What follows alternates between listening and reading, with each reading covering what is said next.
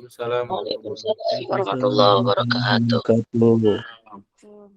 Alhamdulillahirabbil alamin wassalatu wassalamu ala asrafil anbiya'i wal mursalin habibana wa nabiyyana wa sayyidana wa maulana Muhammadin sallallahu alaihi wasallam wa ala alihi wa ashabihi wa man tabi'ahum bi ihsanin ila yaumiddin wa ba'd. Qala Allah ta'ala fi kitabihil karim a'udzu billahi minasyaitonir rajim bismillahirrahmanirrahim. Qalat ihdahuma ya abati istajir inna khaira man istajartal qawiyyul amin. Wa qala Allahu azza wa jalla aidan wa akhi Haruna huwa afsahu minni lisanan fa arsilhu ma'i rid'an yusaddiquni inni akhafu ayyukadzibun.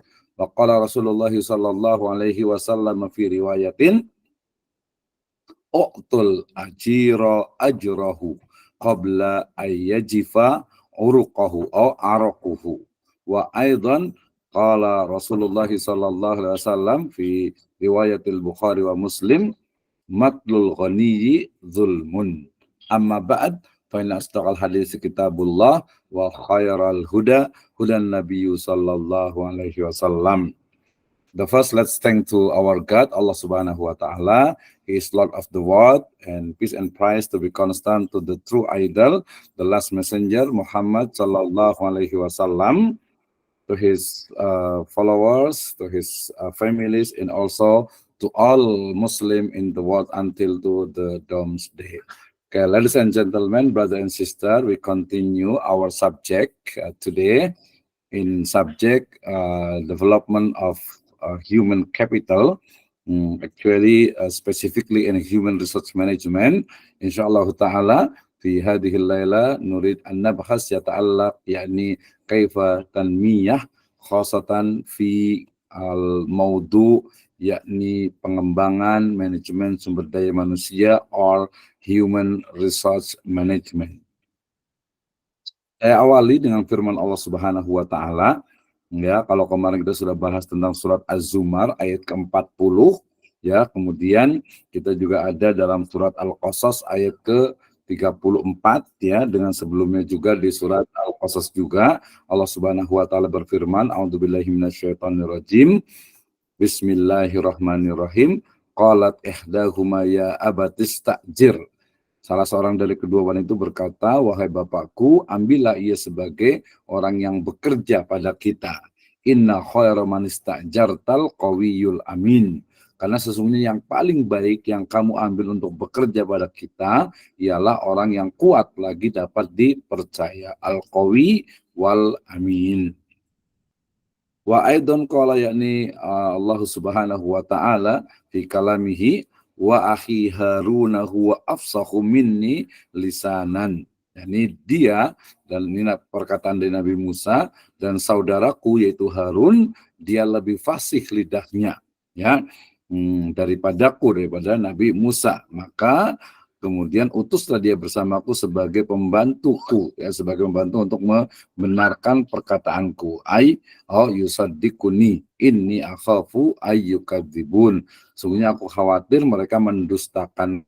Ini kisah tentang bagaimana Nabi Musa alaihissalam yang kemudian diutus, ya, Allah Subhanahu wa Ta'ala untuk menghadap kepada untuk berdakwah kepada Fir'aun, ya. Cuman karena beliau ketika kecil, ya, dalam satu riwayat itu memakan bara api gitu, ya, memakannya lebih tepatnya memasukkan bara api ke mulutnya sehingga tidak terlalu fasih dalam berbahasa. Ini satu riwayat, ya. Sehingga kemudian beliau mempropos, ya, saudaranya itu Harun untuk menjadi teman, ya, untuk menjadi bersama-sama berdakwah kepada Fir'aun, ya.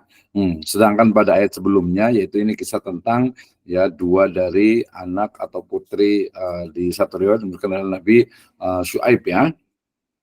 Ya, atau Nabi Syuaib, saya lupa, ya.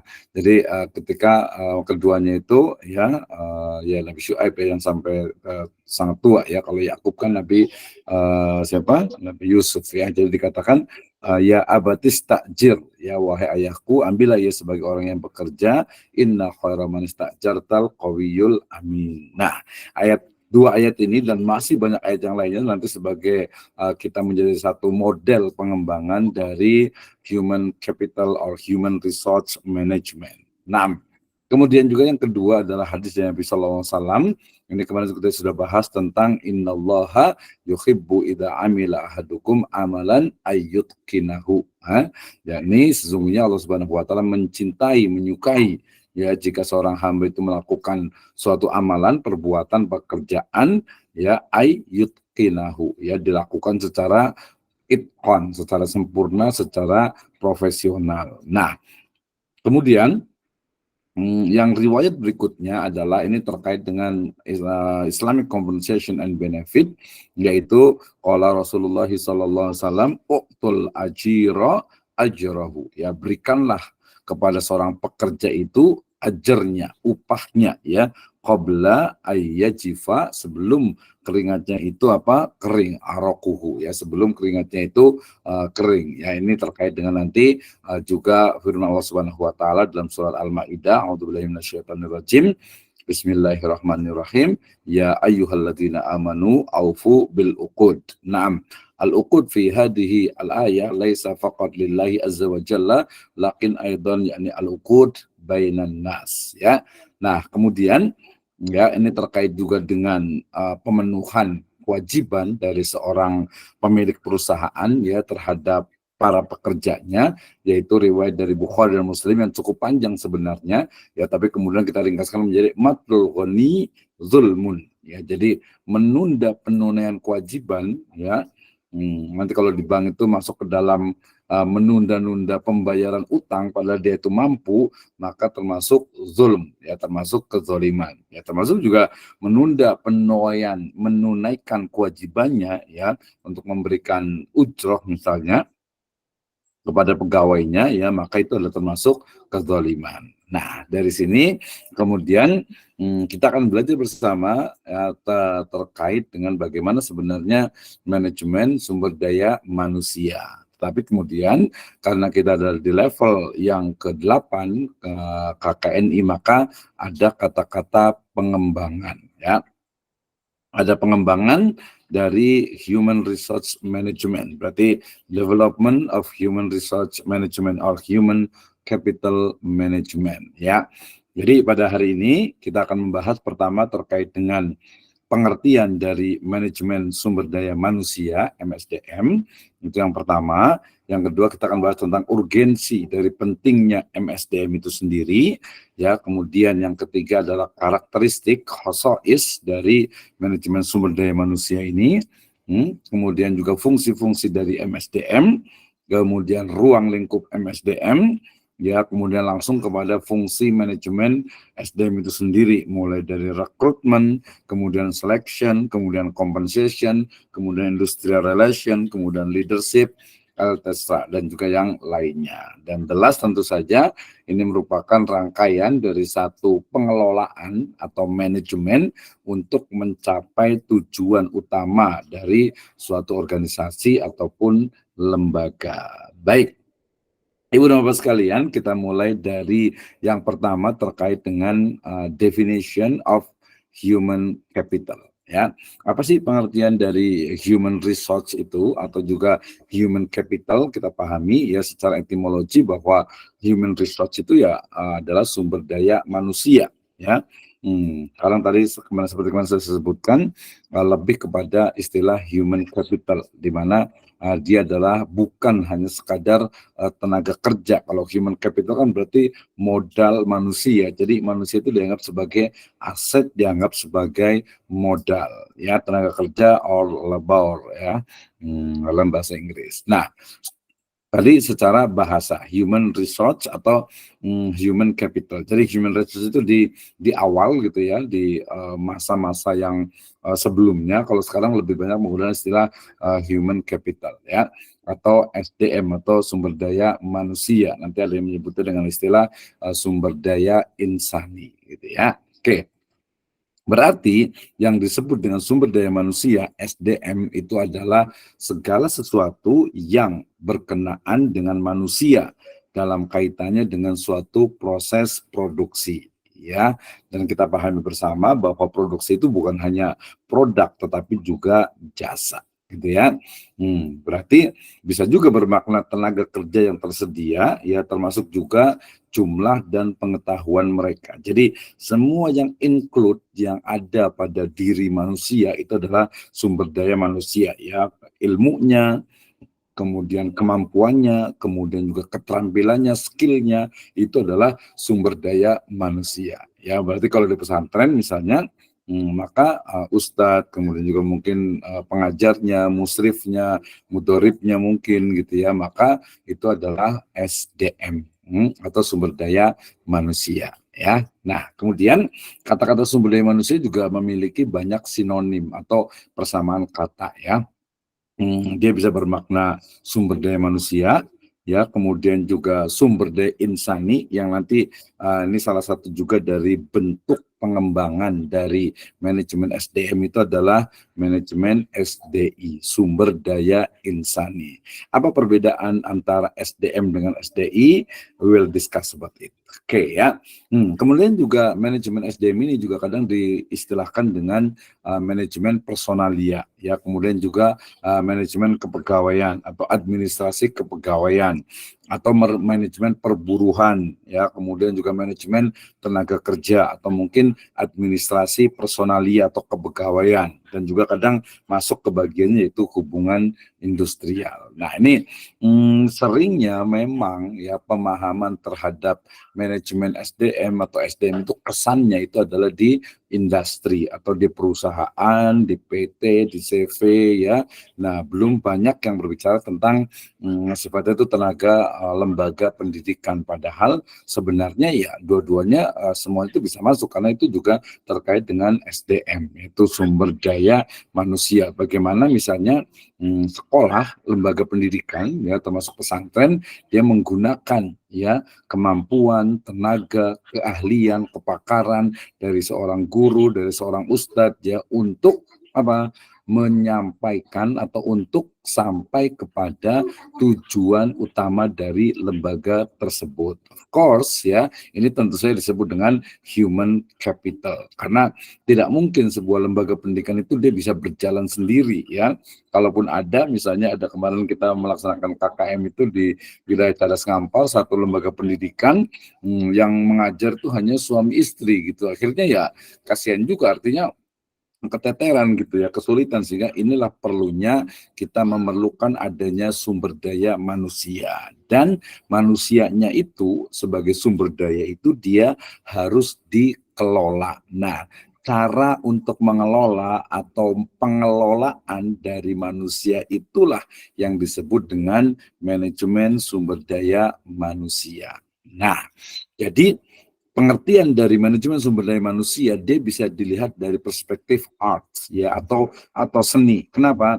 Karena dia terkait dengan bagaimana sebuah aktivitas yang di sana itu mulai dari perencanaan, kemudian penerimaan, ya, kemudian organize, kemudian juga pengarahan, kemudian pengintegrasian, peningkatan kapasitas, kemudian kompetensi, ya, sampai kepada tujuan-tujuan yang lainnya, yaitu mencapai dari tujuan utama lembaga, organisasi atau perusahaan tertentu, ya. Nah, bisa juga bahwa manajemen SDM ini adalah pendekatan strategik, ya, dan koheren untuk mengelola orang-orang yang bekerja dalam organisasi atau lembaga, ya, baik dilakukan secara individu ataupun kolektif, ya, yang memberikan sumbangan untuk mencapai sasaran organisasi. Nah, jelas ya. Jadi ini bukan hanya perusahaan, bukan hanya PT, bukan hanya lembaga usaha gitu ya, tetapi lembaga pendidikan pun sangat memerlukan adanya ya pengelolaan atau manajemen SDM. Ya, kemarin saya sudah share untuk buku terkait dengan manajemen SDM, ya, dalam bidang atau pada lembaga pendidikan, ya. Kenapa? Karena memang manajemen sumber daya manusia ini atau MSDM itu dia juga kaitannya adalah bagaimana mengatur hubungan, ya, antara tenaga kerja, ya, kemudian dengan pemilik usaha atau pemilik lembaga yang efektif dan efisien gitu ya, sehingga mampu mewujudkan perusahaan atau karyawan dan juga masyarakat yang saling bersinergi. Saya yakin sekali nih ya, terkait dengan permasalahan problematika yang dihadapi oleh pengelolaan ya, oleh lembaga pendidikan ataupun organisasi ya, itu terkait dengan SDM itu saya yakin sangat banyak sekali, dan itu sering sekali didapatkan ya. Bahkan mungkin kita juga mengalami sendiri ya, bagaimana mungkin nanti mulai dari pola misalnya leadership-nya ya, kepemimpinannya yang mungkin cenderung diktator, atau mungkin juga mudah sekali istilahnya terpengaruh oleh orang lain, kemudian juga dalam hal misalnya manajemen itu lebih kepada like and dislike gitu ya, gerbongnya atau mungkin bahasa ini adalah kroniknya saja, tanpa melihat dari sisi profesionalisme atau profesionalitasnya. Nah itu ya, berarti ketika bicara tentang manajemen sumber daya manusia, berarti di sana disebut juga istilahnya adalah human resource management atau juga personal management ya, kemudian juga labor management, kemudian manpower management, kemudian employee administration, kemudian juga industrial relation management, dan juga human capital management. Jadi ya dua sebenarnya yang paling umum, yaitu human capital management dan human resource management atau HRM gitu ya, HRM biasanya, human resource management itu yang paling banyak gitu ya. Baik, nah ada juga beberapa definisi ya secara terminologi yang disebutkan oleh Edwin di Filippo, yang menyebutkan bahwa yang namanya manajemen SDM itu adalah proses merencanakan, mengorganisir, mengarahkan, kemudian mengendalikan, mengembangkan, memberikan kompensasi ya, kemudian perawatan dan pemeliharaan, kemudian juga bagaimana pemisahan atau pelepasan SDM ya, sampai kepada mencapai tujuan akhir dari organisasi, lembaga, ataupun juga satu perkumpulan tertentu ya. Jadi sama tuh istilahnya, kurang lebihnya itu sama. Nah, di masa lalu itu tadi saya sebutkan juga bahwa manajemen SDM itu sering disebut dengan manajemen personalia atau bidang kepegawaian. Jadi yang paling simpel itu adalah biasanya bidang kepegawaian gitu ya. Jadi kalau ditanya manajemen SDM itu apa, ya sama dengan administrasi kepegawaian. Jadi mengurus pegawai ya, dari masuk sampai keluar gitu ya, dari mulai rekrutmennya sampai pensiun. Seperti ini disebutkan oleh yang disebutkan oleh yang definisi lama nih ya, yang menyebutkan bahwa manajemen personalia itu adalah terkait dengan perencanaan, perorganisasian, pengarahan, pengendalian, pengadaan, pengembangan, kompensasi, pengintegrasian, pemeliharaan, pemberhentian karyawan ya, agar terwujud tujuan perusahaan, individu, karyawan, dan masyarakat. Ya, jadi nanti sampai kepada tujuan dari manajemen SDM ini adalah agar tadi pertama tujuan dari lembaga tercapai, kemudian juga tujuan dari SDM yang bergabung ke dalam lembaga itu juga bisa tercapai, dan tentu saja nanti masyarakat itu akan mendapatkan manfaat dari keberadaan lembaga tersebut. So, berarti manajemen sumber daya manusia or human capital management itu adalah proses mengelola people ya. Jadi mengelola masyarakat ya, komunitas yang siklusnya mulai dari rekrutmen, staffing, recruiting, penilaian kinerja, kemudian pengembangan kompetensi, dan juga pemberhentian ya, ataupun tadi pensiun. Nah, itu ya. Jadi saya sudah ulang beberapa kali.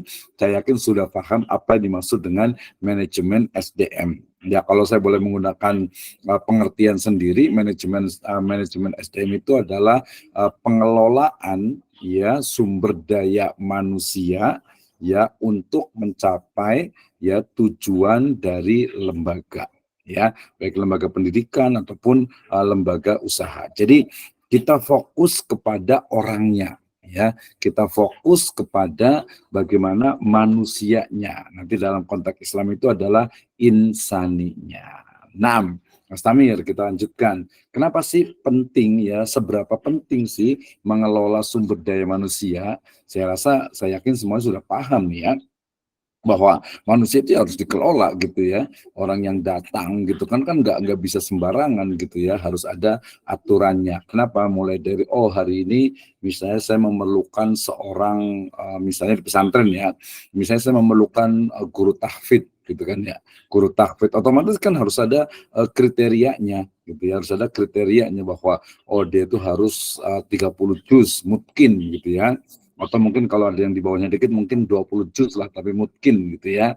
Nah, kemudian juga nanti bisa dilihat dari sisi riwayat hidupnya, kemudian juga mungkin bagaimana istilahnya itu keluarganya bisa juga, dan yang paling penting adalah dia itu memang mampu untuk mengajarkan ya hafalan Al-Qur'an terhadap mungkin santri-santri itu gitu ya.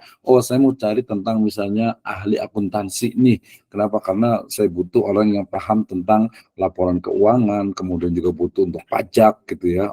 Kan lembaga pendidikan juga harus bayar pajak, harus bayar keuangan dan sebagainya gitu ya. Ini ada sih gitu, cuman dia bukan lulusan keuangan nih, gimana nih gitu kan ya. Nah, nanti akan ada pertimbangan-pertimbangan, dan yang paling penting itu nanti adalah ada perencanaan. Actually dalam perencanaan nanti SDM itu sebenarnya dia akan bergabung atau de-include dia di dalamnya dengan pengembangan atau rencana pengembangan istilahnya lembaga tersebut ya.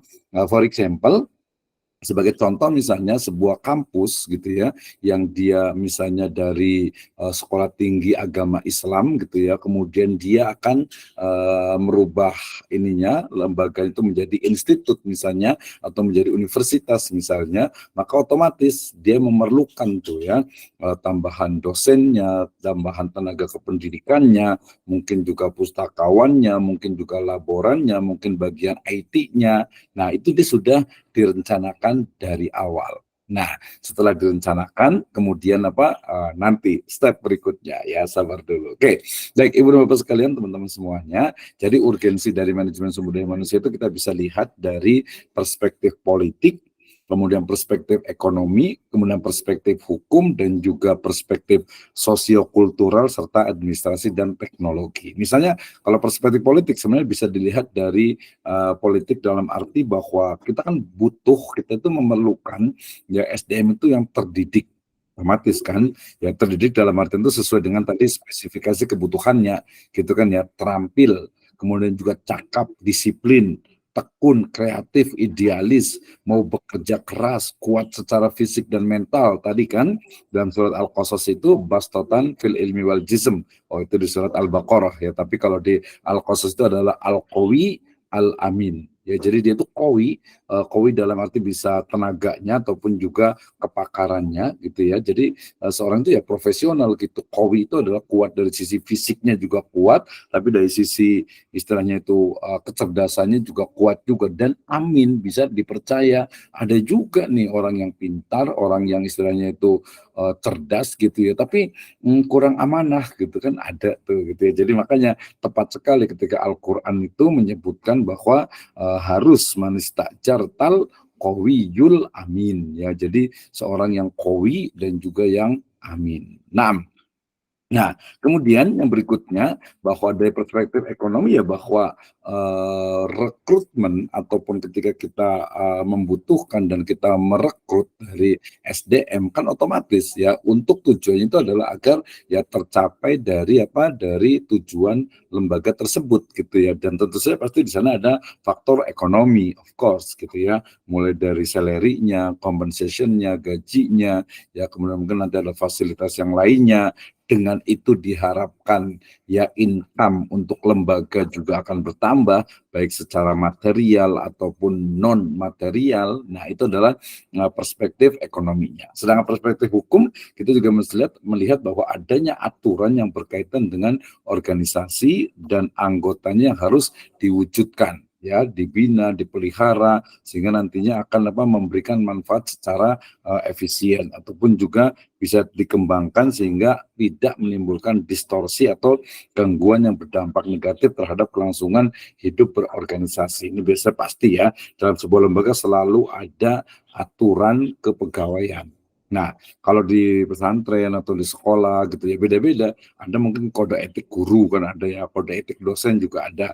Aturan kepegawaian yang saya katakan tuh bukan berarti sesuatu yang harus tertulis, tetapi mungkin kalau pesantren itu berdasarkan ya sudah etika Islam, adab Islam misalnya gitu kan, itu sudah jelas tuh. Itu adalah sebuah aturan yang harus disepakati, itu yang harus ditegakkan gitu. Ketika ada yang melanggar, berarti otomatis kan ya ada reward and punishment. Kalau ada yang melanggar berarti ada punishment ya, baik itu SP1, SP2 dan seterusnya. Nah, ketika bicara tentang manajemen SDM dalam konteks mungkin pesantren yang belum begitu besar atau sekolah yang belum begitu besar, maka pimpinan dalam hal ini kepala sekolah misalnya itu wajib untuk belajar manajemen SDM karena biasanya memang selalu dikelola langsung gitu ya. Oke, mudah-mudahan ini Ustaz Faris, Azharki nih angkat tangan mudah-mudahan ini ya, nanti boleh juga, boleh dipotong kok kalau itu langsung open aja nanti disampaikan, mungkin ada yang kurang atau apa, boleh gitu ya. Oke, kita lanjut lagi. Tadi urgensi dari, tadi ada tentang hukum kemudian sosio-kultural ini terkait dengan bagaimana ya, ini yang paling penting nanti biasanya muncul istilah itu corporate culture atau budaya organisasi. Ya, ya. Jadi budaya organisasi itu adalah bagaimana ketika kita mengelola SDM itu kan dengan berbagai latar belakang yang berbeda-beda gitu ya. Tapi kemudian ketika dia sudah masuk ke dalam satu organisasi gitu ya, satu lembaga, otomatis dia harus mengikuti visi dan misi dari lembaga tersebut gitu ya. Nah, ini bagaimana menyatukan ya variasi dari background SDM yang berbeda-beda itu kemudian dalam satu wadah organisasi yang memiliki visi yang sama. Nah, kalau visinya beda ya agak susah gitu ya. Misalnya ada satu pesantren, misalnya saya kemarin ke wilayah Gunung Putri sana itu adalah pesantren yatim dan duafa gitu ya. Jadi ketika ada yatim dan duafa daftar gitu ya, itu pokoknya ya dijamin lulus lah gitu, karena memang niatnya seperti itu. Gitu. Nah itu berarti semua yang ada di situ SDM itu harus memang mendukung itu gitu ya.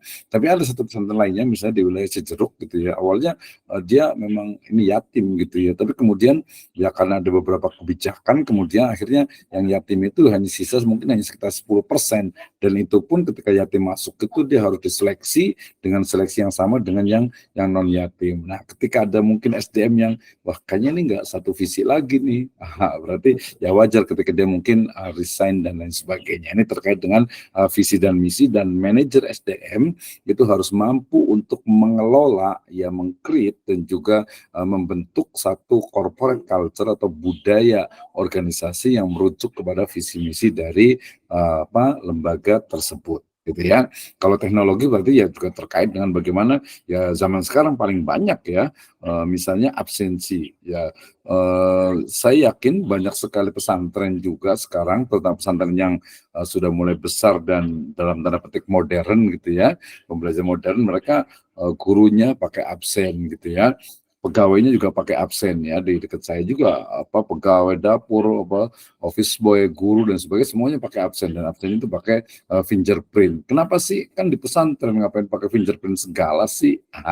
Itu kan jadi hal yang menurut saya penting gitu ya. Berarti nggak terkait dengan perspektif teknologinya, berarti juga diadaptasi, digunakan, tetapi lebih dari itu adalah nanti kita akan berbicara tentang kinerja. Rujukannya adalah tadi Al-Maidah ya, di awal suratnya itu ya ayyuhalladzina amanu aufu bil uqud ya, wahai orang-orang yang beriman penuhilah akad-akad itu, akad kepada Allah Subhanahu wa taala tentu saja, dan juga akad kepada manusia. Sehingga dalam konteks manajemen SDM ya, surat Al-Maidah ini masuk ke dalam bagaimana ketika seorang pegawai ya, kita seorang guru, ketika seorang ustadz, ketika seorang staf itu dia sign, dia tanda tangan dari kontrak gitu ya, maka harus diikuti kontrak misalnya. Makanya kontrak itu dia harus clear ya, kontrak kerja ya, akad kerja itu dia harus clear. Kenapa? Mulai dari dia masuk jam berapa, kemudian keluar jam berapa, apakah dia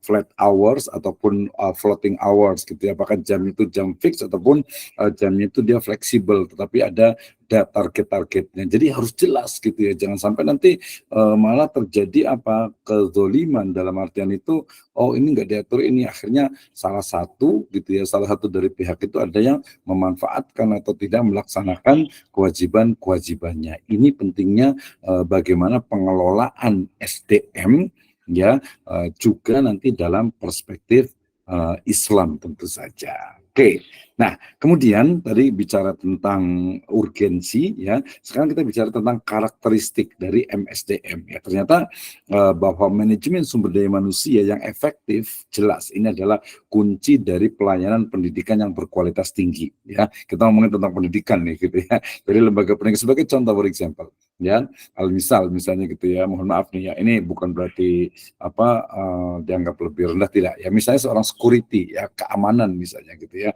atau mungkin bagian yang front office misalnya yang di depan gitu ya, ketika ada orang datang kemudian ya ternyata dia tuh mungkin senyumnya itu kurang ya, kemudian juga kurang ramah, mungkin dilihatnya yang tamu itu adalah mungkin dia pakai pakaiannya sederhana ya, mungkin dia pakai motor atau mungkin naik angkot gitu ya. Jadi security dengan yang front office ataupun yang di depan itu kadang lihatnya tuh ini mah orang biasa gitu, jadi kurang. Nah ini pentingnya SDM. Jadi MSDM itu semuanya dari mulai office boy sampai ke pimpinan itu harus dikelola dan harus memahami bagaimana misalnya orang tua santri, orang tua siswa atau siswa itu sendiri dan keluarganya, mereka itu adalah dalam tanda petik itu adalah raja gitu ya. Mereka itu adalah yang jelas, kalau kita kan berarti ikramud duyuf gitu ya.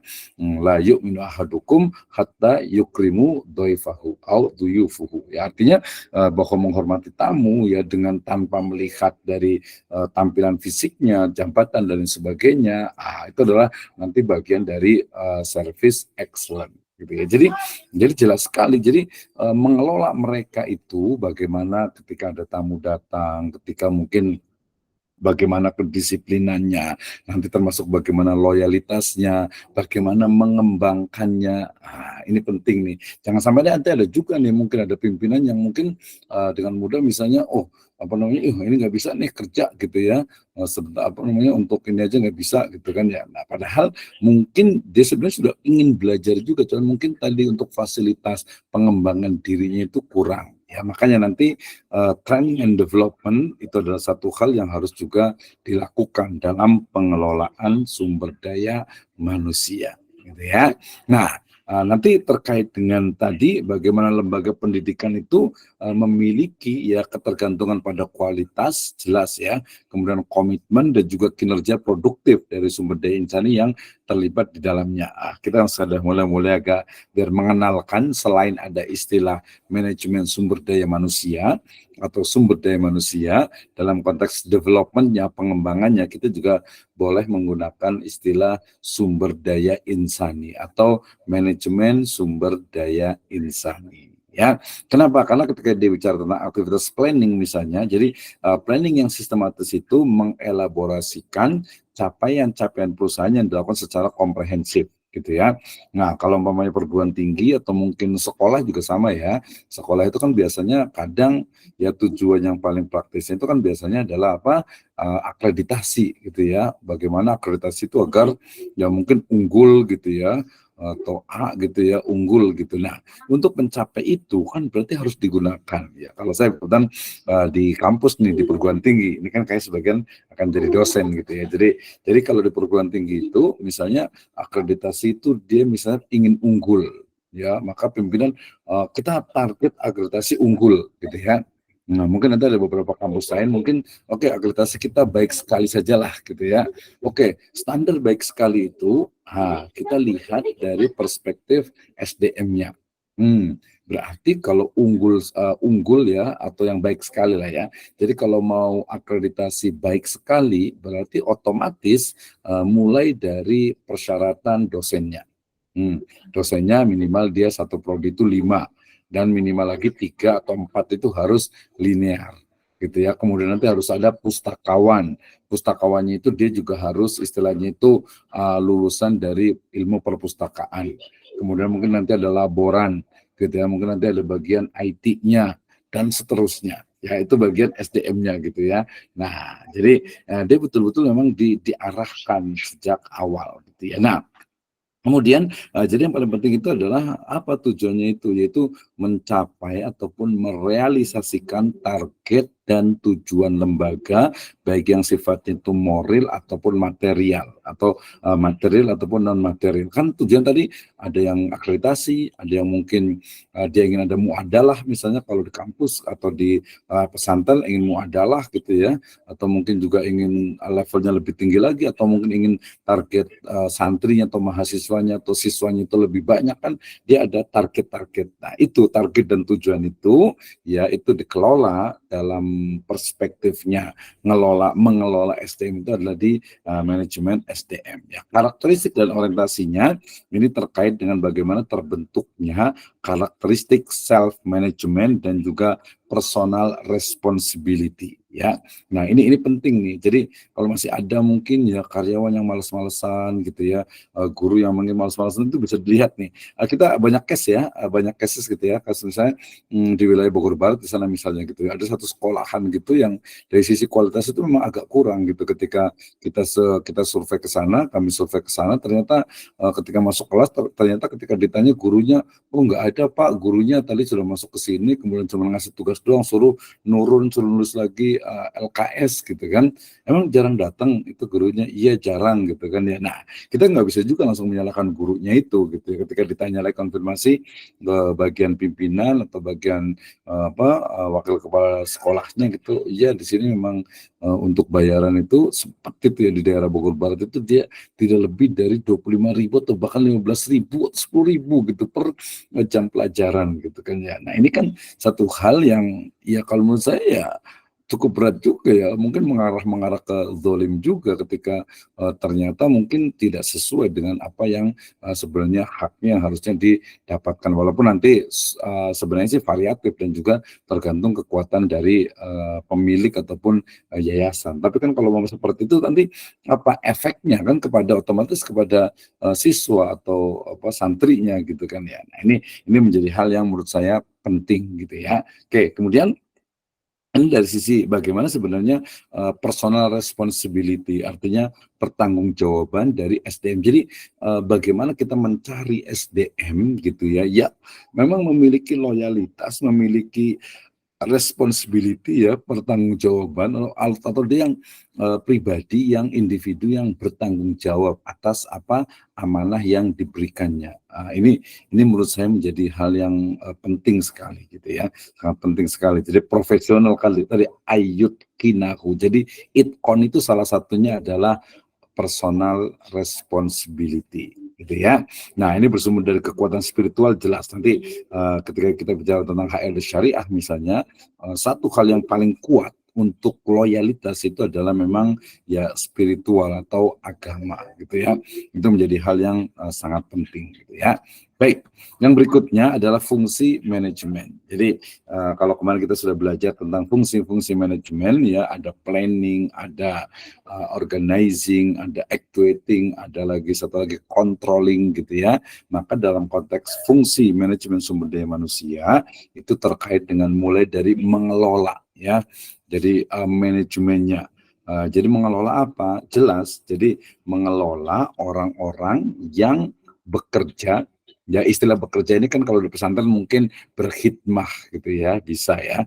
Jadi pokoknya mengelola orang yang terlibat lah ya dalam organisasi atau dalam lembaga ya, baik secara individual ataupun kolektif. Tentu saja agar memberikan ya kontribusi ya sumbangan mencapai tujuan organisasi. Misalnya merekrut dosen gitu ya, atau merekrut guru, kan otomatis oh gurunya ini harus bagus nih kemampuannya, mungkin pengalamannya, pribadinya, ya mungkin masuk ke dalam 4 standar profesionalisme guru gitu ya.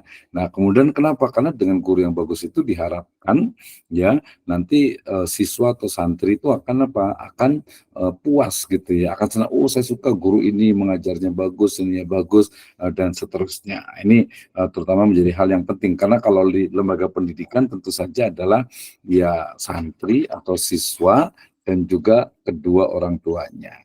Gitu ya. Ya wali santrinya itu adalah ya yang disebut dengan apa?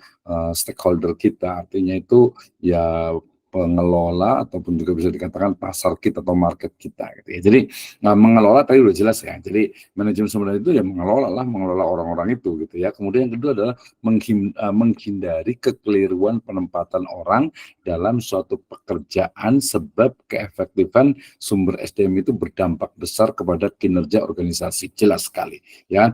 Dalam teori manajemen itu berlaku namanya the right man on the right place. Ya kan ya, the right man on the right place. Ya tadi malu ala makanatikum inni amilun. Ya, saya juga ambil juga ada salah satu dari naskah di situ Ciburui ya. Di sana itu ada namanya naskah Siksa Kandang Karsian ya. Dia menyebutkan tentang profesionalisme bahwa ini terjemahan bahasa Indonesianya ya.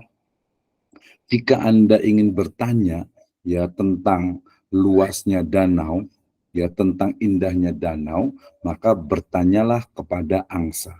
Ya, ketika Anda ingin tahu tentang tajamnya pedang, maka bertanyalah kepada pandai besi. Ketika Anda ingin ingin tahu tentang bagaimana not-not dalam nada itu mempengaruhi jiwa manusia, bertanyalah kepada para penyair. Nah, dan seterusnya itu panjang sekali. Nanti mungkin next saya akan cantumkan di sini. Itu adalah salah satu warisan budaya ya yang ada di Priangan ini gitu ya, di tanah Sunda ini, bahwa profesionalisme itu menjadi hal yang sangat penting ya. Dalam hal ini adalah the right man on the right place, i'malu ala makanatikum inni amilun. Jadi untuk apa manajemen SDM itu? Untuk menghindari jangan sampai orang yang misalnya itu pendiam, diem kok jadi humas gitu kan ya. Jadi bagian mungkin PR gitu ya, public relation misalnya gitu ya. Ada orang yang mungkin banyak bicara gitu kok dia diletakkan mungkin di manajemen di belakang meja gitu, nggak cocok gitu. Makanya nanti ada tes misalnya potensi akademik gitu ya. Nah dari situ sebenarnya kita akan ketahui, oh ternyata ini memang cocoknya di sini. Misalnya saya beberapa kali ikut tes ya. Nah termasuk sebenarnya masuk ke dalam manajemen SDM juga nih ya, untuk mengetahui misalnya kepribadian seseorang. Misalnya saya kasih contoh lah, saya sebut produknya ya, namanya itu adalah Steven misalnya, walaupun sekarang agak sedikit ini ya. Nah, itu contoh saja gitu bagaimana cara memahami, mengetahui sifat dasar dari manusia berdasarkan darah gitu ya, atau berdasarkan kepada istilahnya itu sidik jari ya, kemudian juga darah juga, kemudian nanti sampai kepada lingkungannya bisa juga tuh ya. Misalnya dengan pola-pola saya itu termasuk yang feeling introvert misalnya gitu ya. Nah itu sebenarnya masuk tuh. Jadi ini masuk ke dalam ketika Anda misalnya menempatkan seseorang gitu ya, selain dia itu mau gitu ya, dia juga mampu gitu ya. Ya harusnya mau dulu, kalau mau nanti belajar dia bisa mampu gitu ya. Kalau udah mampu tapi nggak mau ya sama aja nggak jadi gitu ya. Nah ini jadi dihindari, jangan sampai ada orang yang salah tempat gitu ya. Kenapa? Karena kan kita kita nyarinya adalah misalnya nih ya, kalau di pesantren pengalaman nih misalnya. Saya mau cari bagian kesiswaan ini gitu ya.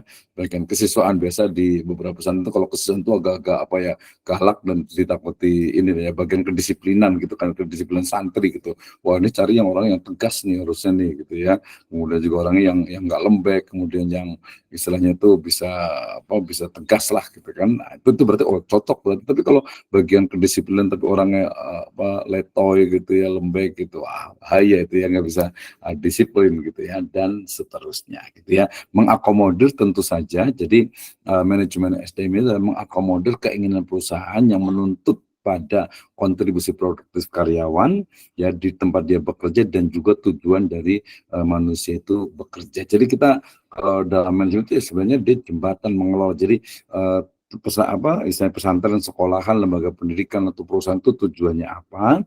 Kita punya SDM seperti ini, bagaimana cara agar SDM itu bisa menyelesaikan gitu ya, meningkatkan tentu saja. Jadi kalau sudah ada, kemudian bagaimana nih, kayaknya udah mulai kendor lagi nih, udah gak semangat lagi nih, berarti perlu ditingkatkan kembali gitu ya.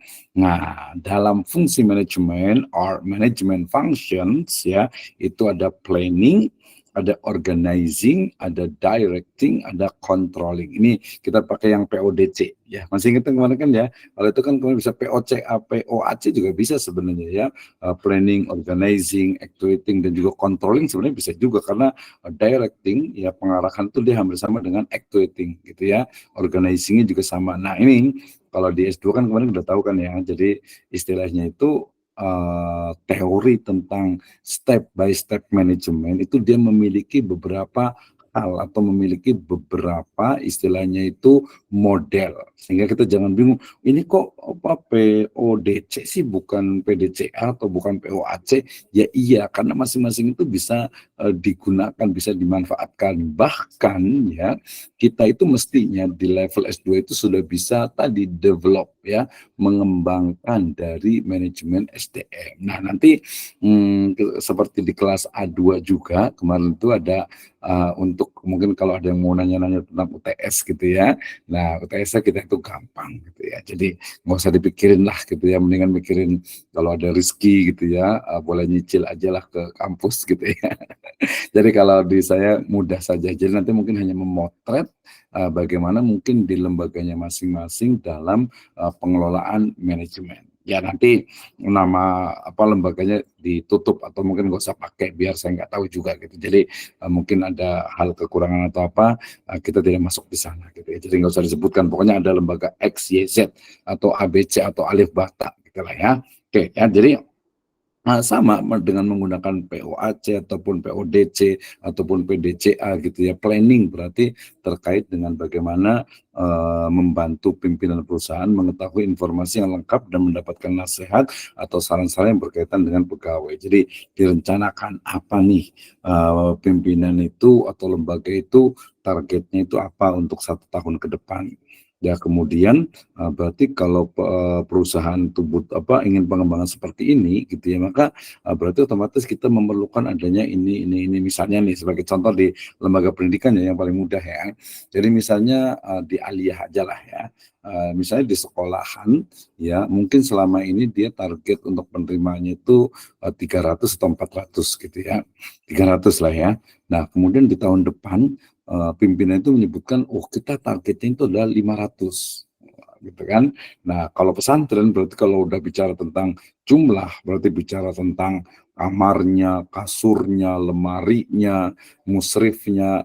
Kalau yang tadi sarpas nggak usah dipikirkan lah ya itu lain ya. Jadi itu bagiannya berbeda itu di manajemen sarpas beda lagi tuh. Ya kalau manajemen SDM berarti oke. Jadi sekolahan targetnya adalah 500 siswa. Berarti kita memerlukan adanya guru, misalnya guru kelas. Berarti butuh mungkin 2 gitu ya. Kemudian guru mata pelajaran misalnya ekonomi atau mungkin bahasa Arab atau mungkin bahasa Inggris dia juga butuh sekian. Nah, itu fungsi dari manajemen SDM. Kalau tadi sarpas itu beda lagi. Keuangan itu di bagiannya keuangan gitu ya.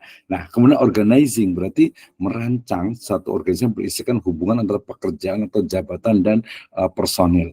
Nah, organizing ini sebenarnya sekarang itu sudah berkembang namanya itu talent management ya atau manajemen talenta. Kebetulan saya pernah ngisi di talent management itu di Yarsi ya, Universitas Yarsi itu bagaimana talent management itu juga dalam perspektif pengembangannya itu sangat mungkin sekali. Jadi kalau talent management itu sebenarnya lebih kepada bagaimana kita mulai mencari siapa SDM-nya ya, dari awal gitu ya. Kemudian yang kedua bagaimana mengembangkannya. Misalnya contohnya begini, saya mau misalnya mengembangkan pesantren tahfidz misalnya gitu ya, rumah Quran dan sebagainya, pesantren tahfidz. Nah berarti saya harus siapkan nih gurunya nih. Wah, kayaknya guru itu yang bagus tuh dari mana nih ya? Misalnya saya sebut saja sebagai contoh ya.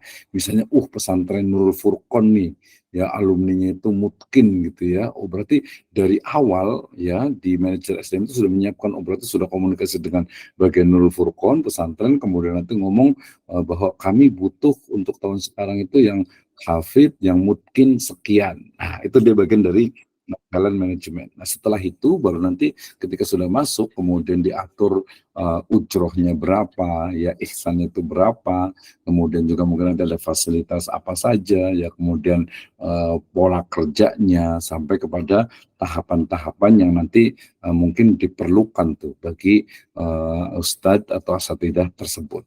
Guru juga sama seperti itu. Ya, jadi guru, kita pengen aliyah misalnya nih ya, mau yang unggul gitu ya. Wah, berarti kalau unggul nih berarti harus ngambil dari alumni Street Sirojul Falah nih. Berarti langsung datang nih Pak Ketua nih. Pak Ketua, kita butuh nih untuk calon guru itu 5 sampai 10 orang ya. Cari yang ya minimal IPK-nya itu 3,6 ke atas lah gitu. Nah, itu dia talent management ya. Jadi dia menyiapkan dari awal untuk bagaimana SDM itu agar tidak ke orang lain ya. Nanti kalau di praktek di banking misalnya atau mungkin di asuransi atau mungkin di perusahaan-perusahaan itu dia bahkan sangat mungkin ketat sekali persaingannya sehingga kadang ada yang disebut dengan istilahnya itu kutu loncat gitu ya. Jadi itu pindah ke sana, pindah ke sini tanpa ada sebabnya. Mungkin dia cari yang lebih apa namanya, ada yang lebih istilah itu lebih besar gajinya dan lain sebagainya. Nah, kalau di training kami kebetulan saya dan teman-teman itu ada punya HRD syariah gitu ya. Jadi kami menyebutnya itu ketika ada SDM ya, dia itu pertama mungkin di bank syariah gitu ya.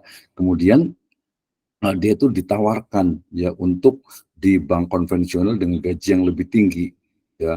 Akhirnya dia itu kemudian keluar ya, kemudian masuk ke konvensional. Nah, kita nyebutnya itu dengan istilah ini apa, murtad profesi gitu ya.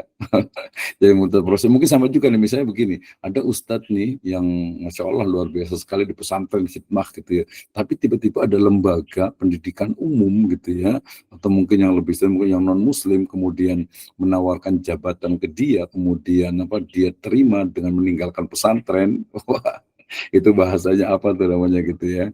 Jadi guru di pesantren yang masya Allah insya Allah berkah gitu atau di lembaga Islam atau di pendidikan Islam, kemudian karena iming-iming jabatan atau mungkin gaji yang lebih besar di luar gitu ya, di lembaga yang mungkin bukan Islam gitu ya, tapi kemudian dia memilih itu gitu ya. Itu kita nyebutnya murtad profesi gitu ya biasanya itu. Tapi itu hanya istilah saja gitu ya. Baik, jadi planning, organizing, directing terkait dengan petunjuk dan mengajak para pegawai agar mereka secara sadar dan sukarela melaksanakan pekerjaannya. Ini yang paling susah ya bagi manajer SDM dan juga bagi para pimpinan, kepala, ketua dan lain sebagainya.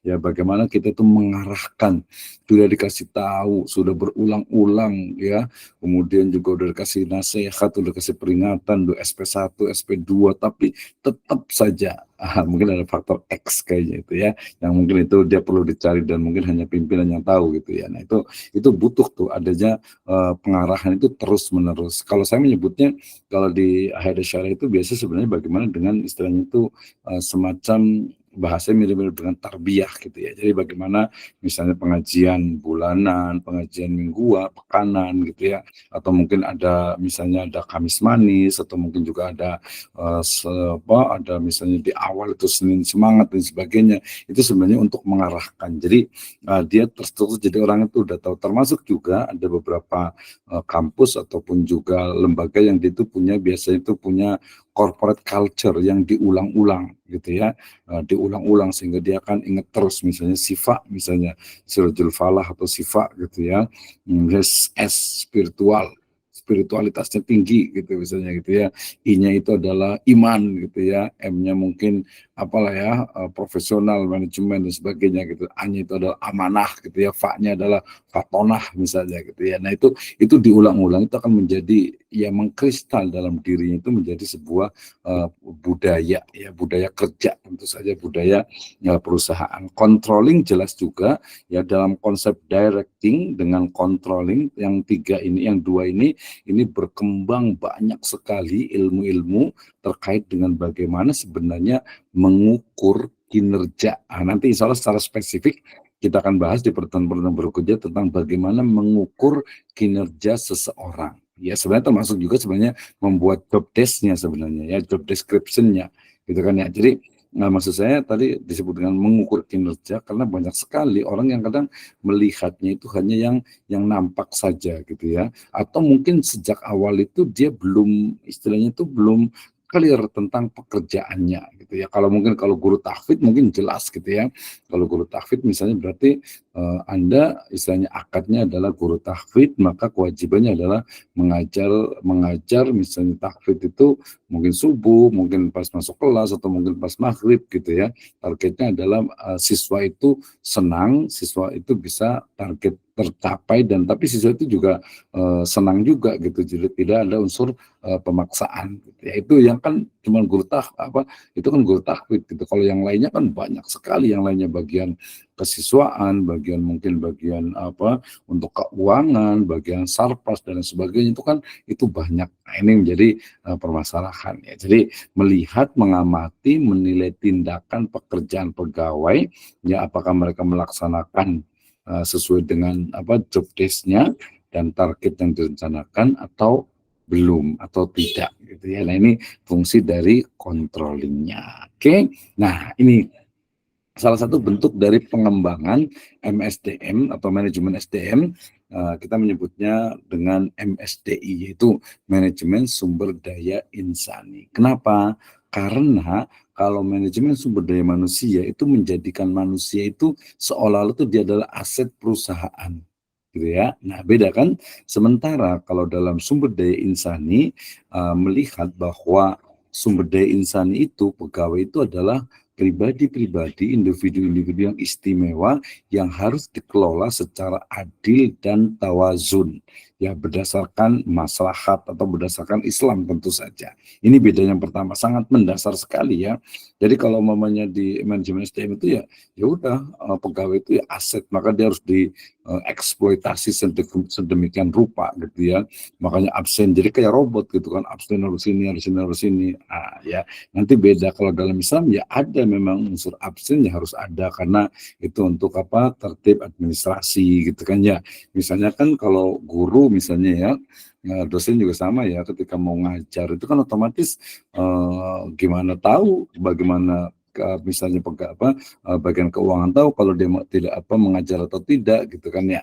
Nah, maka ada absensi gitu ya, ada mungkin untuk lembar administrasi dan seterusnya. Itu adalah juga bagian dari untuk melihat mengukur kinerjanya. Ya mungkin ada keluhan dari market misalnya, keluhan dari pelanggan gitu ya, dari guru, dari siswa, dari orang tua siswa gitu atau yang lainnya itu juga masuk ke dalam bagian kinerja. Nah, itu beda yang pertama. Jadi kalau SDM ya MSDM itu secara umum dia lebih kepada melihat sebagai aset, sedangkan yang MSDI karena dia menggunakan istilah insani ya, insani ini lebih kepada orientasinya itu adalah insani itu adalah insan kamil gitu ya. Jadi manusia sempurna yang menjadi insan kamil lah, manusia seutuhnya gitu yang sempurna gitu ya. Jadi whole man concept. Jadi konsepnya adalah manusia seutuhnya gitu ya, sehingga dia harus diarahkan kepada nilai-nilai robaniyah, kemudian juga ya, keilmuan, pengetahuan dan sebagainya. Saya yakin ya kalau di hadis itu dikatakan Rasulullah SAW bersabda ya bahwa kullukum ra'in wa kullukum mas'ulun an ra'iyatih ya. Setiap kita ya adalah seorang pemimpin dan setiap pemimpin itu akan dimintai pertanggungjawabannya. Jadi pimpinan, kepala sekolah dan lain sebagainya gitu ya, pimpinan pondok itu mereka akan dimintai pertanggungjawabannya, termasuk juga tadi ya staf yang ada di bawahnya. Misalnya staf di bawah itu mungkin merasa tadi kurang nyaman, merasa ditolimi atau mungkin tadi dari sisi ibadahnya itu kurang, maka tugasnya tuh ya misalnya kalau yang saya yakin lah kalau pesantren pasti sholat jadi masjid gitu ya, berjamaah gitu ya, kemudian tepat waktu dan sebagainya. Mungkin nanti yang di sekolah kali ya, ini sekolah umum mungkin ya. Kalau di sekolah umum berarti ya pimpinan kepala sekolah misalnya ya wajib tuh ya kalau jam sekolah jam istilahnya itu jam sholat gitu ya, ya istirahat gitu ya. Kemudian sholat tuh guru gitu ya, guru-guru itu sholat gitu ya. Jangan sampai tertulis, jangan sampai udah masuk sholat masih waktu belajar misalnya dan seterusnya ya. Belum lagi nanti ibadah-ibadah yang lainnya. Jadi lebih melihat kalau MSD itu melihat manusia itu sebagai insan Ya, walaupun disebutnya adalah makhlul khata' wa nisyan, tapi karena makhlul khata' wa nisyan, makanya dia perlu di-manage, ya, dia perlu dikelola. Jadi sumber daya insani dia adalah keholistikan dan komprehensivitas dalam proses pengembangan, peningkatan karir, interaksi sosial, serta pondasi-pondasi dasar atas apa yang dibutuhkan oleh sumber daya insani. Gitu ya. Jadi bedanya itu. Jadi antara SDM dan SDM apakah mendasar? Iya.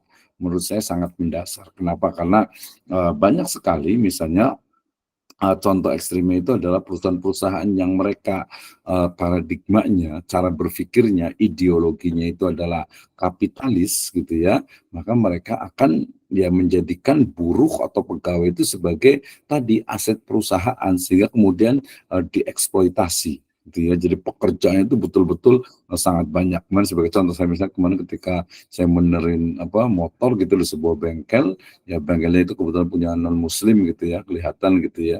Ya ternyata apa ya, dari mulai sholatnya gitu ya, itu tidak diperhatikan gitu. Padahal ini kan penting.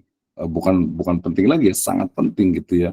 Sholatnya tidak diperhatikan gitu ya. Kemudian juga apalagi kalau pas puasa misalnya gitu ya, Ramadan misalnya. Kemudian juga termasuk juga apa ya, jadi dia tuh baru istirahat disuruh lagi perbaiki lagi, suruh lagi. Jadi padahal harusnya tidak seperti itu gitu. Jadi ada jeda waktu dan lain sebagainya. Jadi unsur eksploitasi itu sangat kelihatan dalam konteks manajemen sumber daya manusia yang sifatnya itu apalagi kapitalis. Tapi jangan lupa juga ya, ada juga nih beberapa orang Islam terutama ini di beberapa perusahaannya di Pekalongan misalnya itu ada banyak sekali mereka pabrik atau konveksi gitu ya, batik gitu ya, yang ternyata pemiliknya itu adalah tokoh agama juga gitu ya, kemudian juga paham agama, sebagian juga haji tentu saja gitu. Tapi eksploitasi terhadap pekerja itu juga kelihatan sehingga hasil risetnya mereka menyebut dengan istilah kapitalisme religius gitu ya.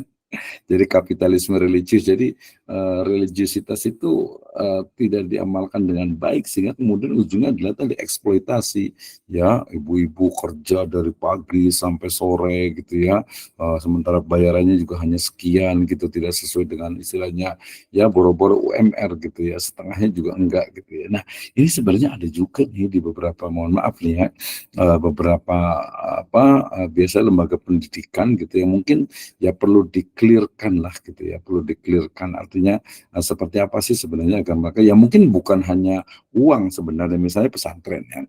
Misalnya pesantren itu menggaji mungkin di beberapa, kebetulan ada mahasiswa saya di S2, S2 di tempat lain itu dia memang bendahara di satu pesantren besar gitu ya di Sukabumi, dan tesisnya itu memang tentang SDM ya, tentang keuangan gitu ya, tentang keuangan gitu. Jadi paham paham tahu persis gitu bagaimana misalnya uang dari dapur saja, keuangan dapur itu surplus sampai hampir 100 juta setiap bulan gitu ya. Tapi kadang ada beberapa karyawan, terutama ini karyawan, kadang guru juga sama sih gitu ya.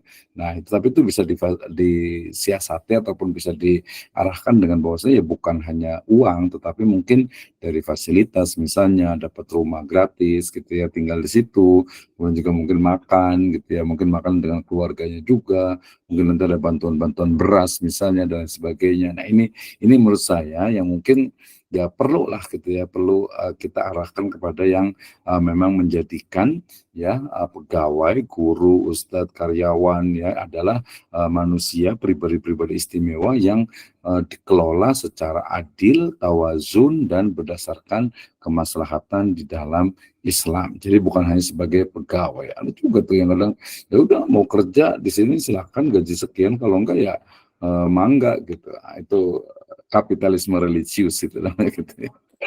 Oke, masih ada waktu. Udah gua habis ya. MSDM, MSDI, karakteristik manajemen sumber daya insani. Oh, ini mulai dari akidah yang benar, akhlak mulia, sidik, amanah, fatona, tablik, ya. Nah, ini coba-coba dari Rasul. Kayaknya ini kita akan lanjutkan di pertemuan akan datang nih, ya.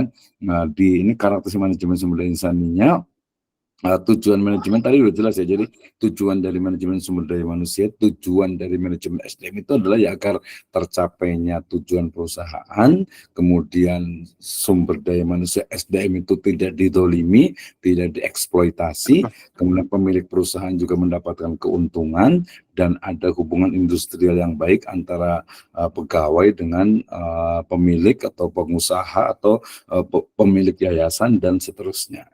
Ya, jadi ini menjadi hal yang sangat penting ya.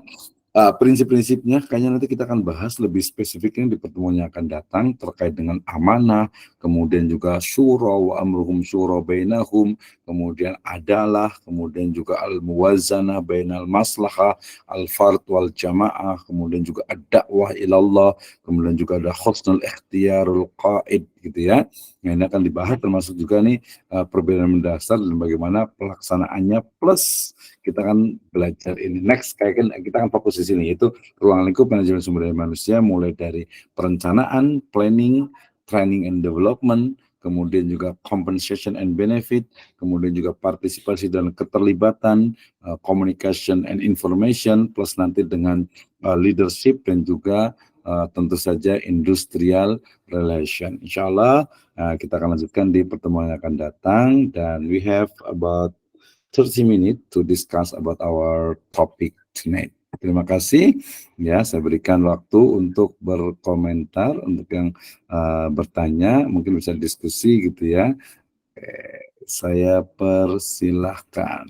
Alhamdulillah udah 19 orang ini, mungkin sebagian sinyalnya agak-agak kurang bagus ya, sehingga ada beberapa yang agak sedikit terganggu. Oke, terima kasih untuk Ibu Siti Hidayah, Ibu Yulin Sah Azah, kemudian ada Ustadz Padiman, terima kasih. Mudah-mudahan belum pada tidur nih ya.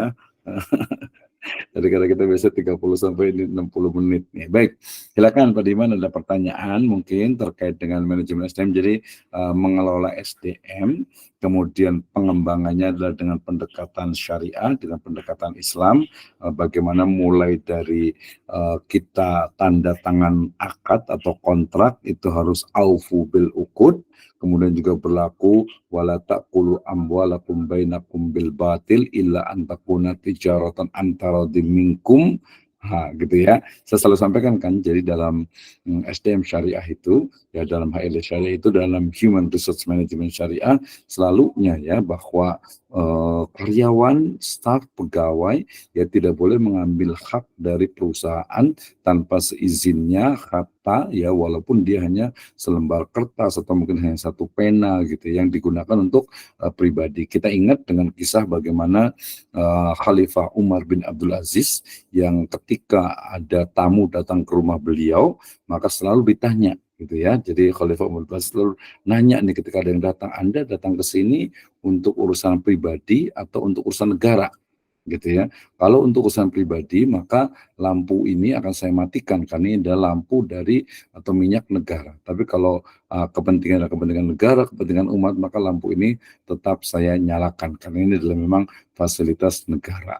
Itu salah satu yang bagaimana sebenarnya ya sangat luar biasa sekali loyalitas, pahamnya, fakihnya, ya, solehnya dari Khalifah Umar bin Abdul Aziz terhadap negara, dalam hal ini adalah sebut saja ya lembaga gitu ya. Baik, silahkan ada yang mau berkomentar, kita masih ada waktu sekitar 10 sampai 12 menit ya. Mudah-mudahan bisa dipahami ya, dan masih semangat semuanya nih. Ustadz Aziz tadi terima kasih, Ustadz Irsyadul Anam juga, Ustadz Faris Azarki, Ustadz Amiruddin Sanusi, ada Pak Andriana, ya Ibu Ismawati juga, Afasni, ada Ustadz Habibillah, terima kasih, Ustadz M. Muhammad Kamaluddin, Ustadz Khairul Andrian, Ustadz Yusuf, Ustadz Alfrizal Tamami, Ustadz Ian Sofian juga. Silakan kalau ada yang mau berkomentar, ada yang mau bertanya.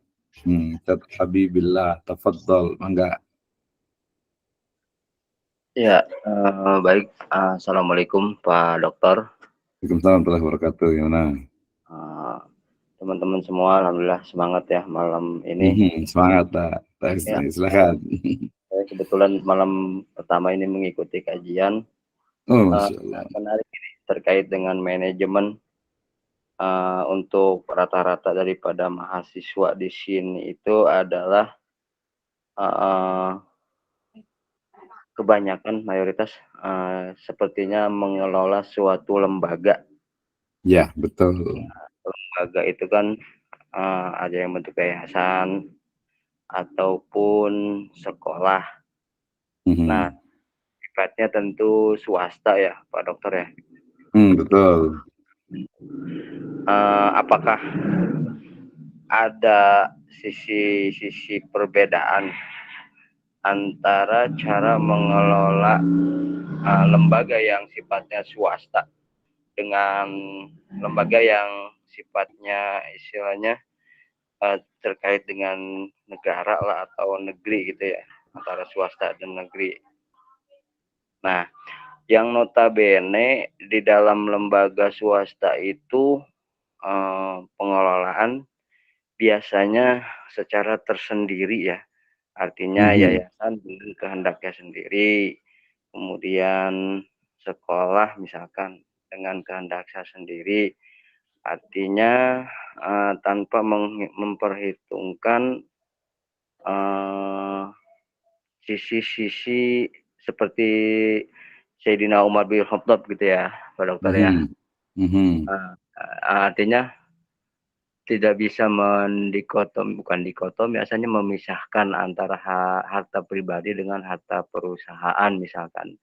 Artinya karena berdalih, loh ini lembaga saya gitu kan.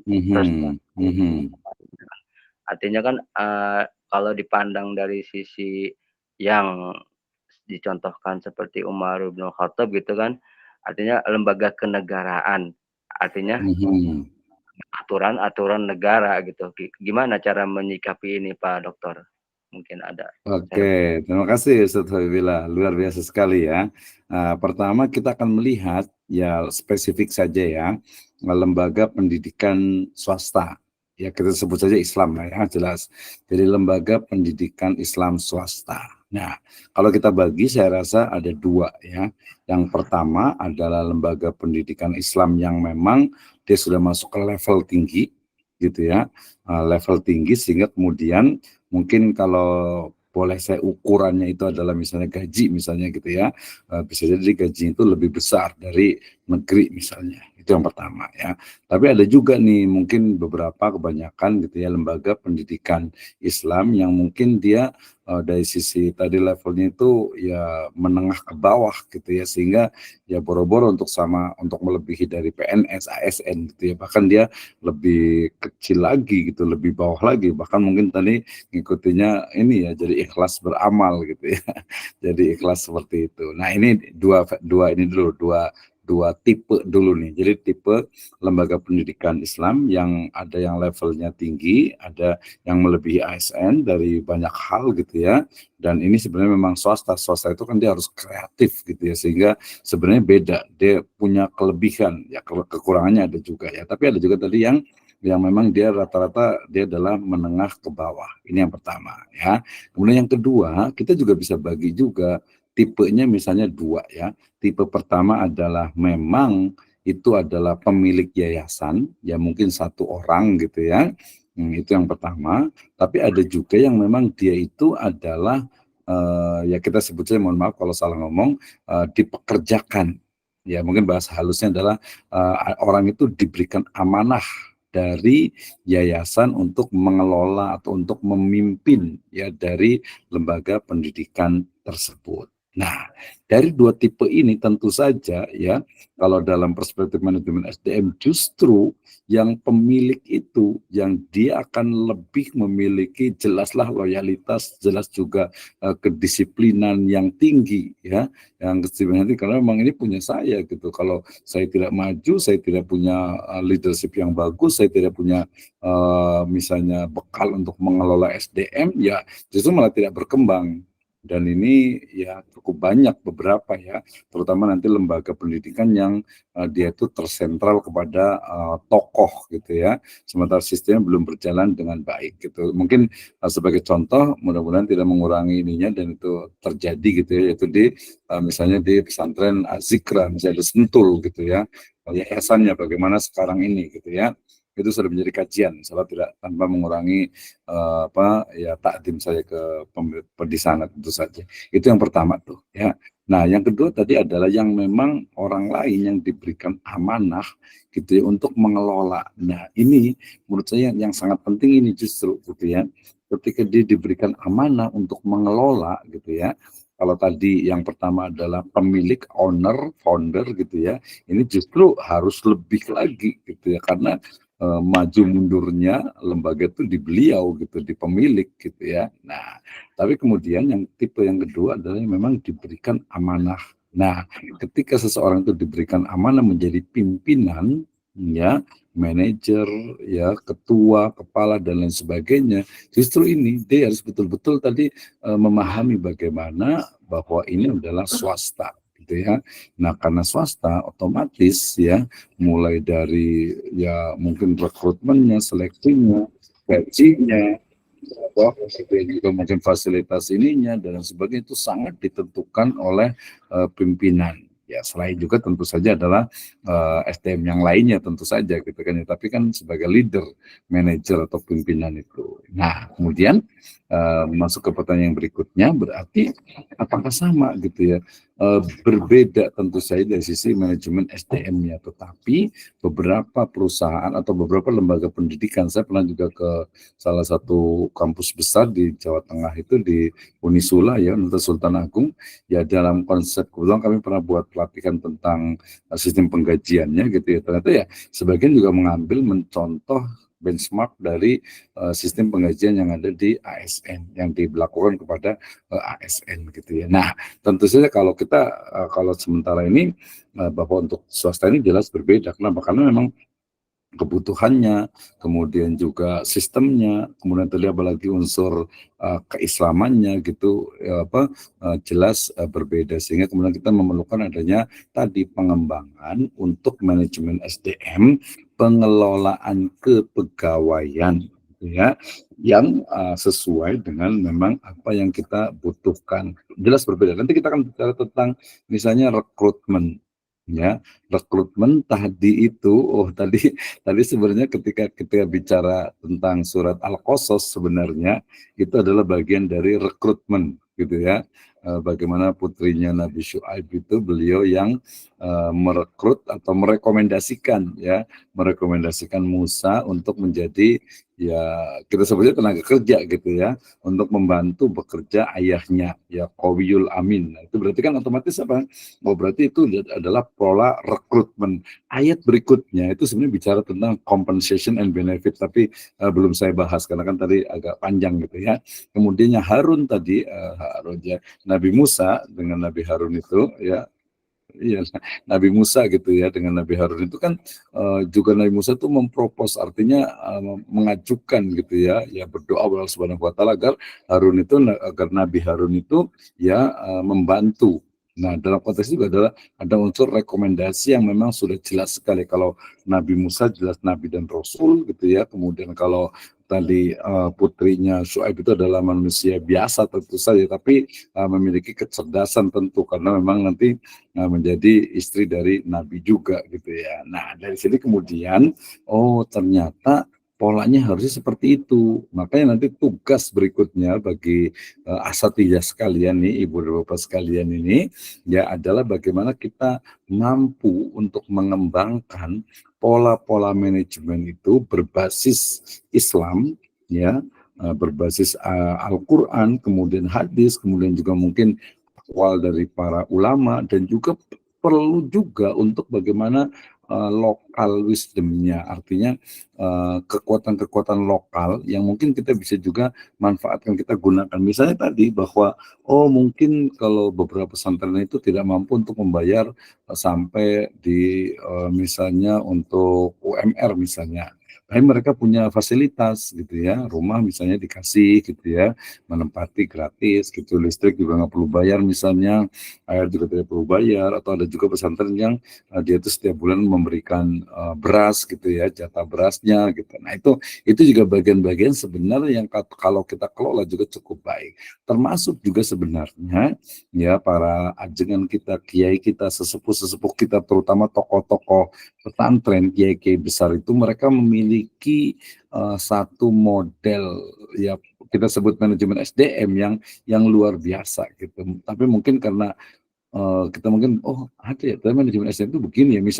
Misalnya begini, dalam pesantren itu ketika seseorang itu akan menjadi guru gitu ya, akan menjadi ustadz gitu ya, maka otomatis dari awal itu sudah ketahuan gitu ya, sudah seleksinya itu sebenarnya sudah ada gitu ya, sudah ada mulai dari kalau zaman dulu tuh orang itu kalau mau jadi kiai itu harus ngikutin kiai dulu ya, punten misalnya suruh bawa sendalnya, suruh bawa tasnya gitu ya, kemana-mana ikut gitu ya, pokoknya inilah melayani lah gitu ya. Nah itu sebenarnya juga seleksi termasuk tadi Nabi Musa ya. Nabi Musa itu ketika maharnya itu kan ya suruh bekerja sekian tahun gitu ya. Nah itu adalah bagian-bagian yang kita sangat mungkin untuk kita kembangkan, terutama nanti dalam mengelola lembaga pendidikan, baik itu sekolah, pesantren gitu ya, ataupun lembaga pendidikan yang lainnya. Artinya ya, dari pola ini yang saya katakan dari awal itu penting mata kuliah ini untuk para pimpinan, ketua, manajer gitu ya, leader yang mungkin dia pasti otomatis akan merekrut gitu ya, dan insting itu juga akan terlatih ketika dia ini ketika ketemu saya dengan orang wawancara, ini orang jujur nih gitu ya, ini kayaknya orangnya agak susah gitu kan, dan setelah itu makanya ketika masuk pun pasti kan ada tes gitu kan ya. Nah ketika ketika itu kan ada tes, minimal tes dari wawancara dengan mungkin kekuatan dari istilahnya itu kecerdasan juga tahu ini orangnya begini nih gitu. Jadi orang itu udah tahu gitu ya, walaupun nanti ada tes yang sifatnya mungkin nanti ke depan dalam konteks yang istilahnya itu sekarang ini mutakhir dia ada tes potensi akademik, kemudian juga ada interview, kemudian nanti bisa melihat dari sisi CV-nya, pengalaman kerjanya juga kelihatan. Nah seperti itu ya. Nanti mungkin juga ada unsur-unsur lain juga, mungkin ada pertimbangan-pertimbangan lainnya yang itu biasanya kembali kepada kecerdasan, kepandaian, kepiawaian dari leader itu sendiri. Itu saya bilang ya. Dan nanti untuk UTS-nya insya Allah nanti lebih kepada mendeskripsikan dari mungkin yang pernah di lembaga atau sekarang masih di lembaga ya, atau mungkin di lembaga lain, untuk bagaimana sih pola rekrutmen, seleksi dan seterusnya di manajemen SDM seperti apa. Sederhana apapun itu adalah manajemen SDM, pengelolaan kepegawaian, personalia dan istilah-istilah yang lainnya yang merujuk kepada mengelola ya karyawan, staf pegawai ya, dari mulai merekrutnya, seleksi, ya penggajian, training and development, industrial relation, sampai kepada pensiun atau keluar. Nah, itu ya. Terima kasih, Alhamdulillah. Baik, waktu kita sudah lewat ya, insya Allah kita akan lanjutkan di pertemuan yang akan datang. Mudah-mudahan masih connect semuanya. Nanti mungkin ke depan saya tidak akan terlalu banyak waktu ngomongnya gitu ya, biar nanti banyak diskusi juga. Ya, Wallahu a'lam bishawab. In wajadtum khata'an fahuwa minni, in wajadtum sawaban fahuwa minallahi azza wa jalla. Wa khayyanah tatim bil hamdalah wa do'ai kafaratul majlis. Alhamdulillahirabbil alamin. Subhanallah bihamdika asyhadu an la ilaha illa anta astaghfiruka wa atubu ilaik. Wallahu muwaffiq ila aqwamit thoriq. Wassalamualaikum warahmatullahi wabarakatuh. Waalaikumsalam warahmatullahi wabarakatuh. Oke.